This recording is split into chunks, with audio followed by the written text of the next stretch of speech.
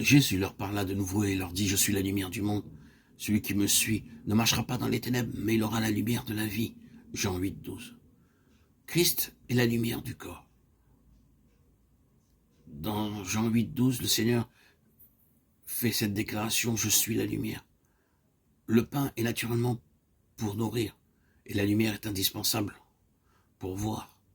Cependant, la deuxième partie de ce verset met en évidence que nous devons le suivre pour qu'elle se manifeste.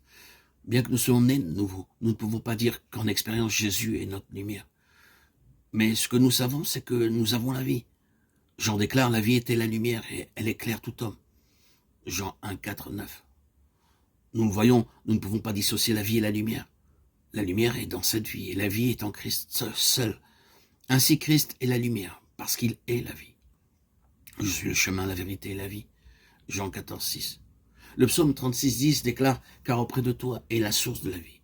Par ta lumière, nous voyons la lumière. » Or, la lumière nous est donnée par le Saint-Esprit afin que nous voyions Christ, notre lumière, par une révélation du Saint-Esprit.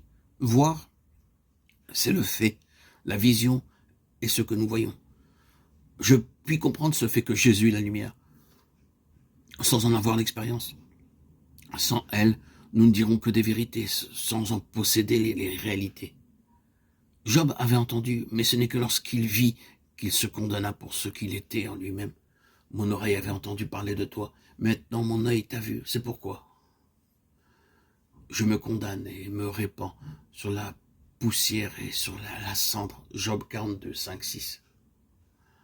Seuls ceux qui passent par la mort peuvent voir. La lumière n'est pas spirituellement quelque chose que nous recevons, mais il est, lui, la lumière comme il est la vie. En recevant Christ, il vient en nous comme notre vie et notre lumière. Que signifie cela pratiquement? Cette lumière qui est vie est concentrée dans l'esprit. C'est pourquoi Jésus dit qu'il sera pour nous ce qu'il est en lui-même, si nous le suivons. La lumière a pour effet de faire mourir ce qui fait obstacle à la vision. Lorsque la vie naturelle est mise de côté, Christ devient alors notre lumière, et nous marchons par la lumière de sa vie. Sans lumière, nous ne pouvons voir.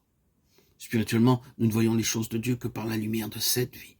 Si nous vivons indépendamment de Christ, nous n'avons pas de lumière.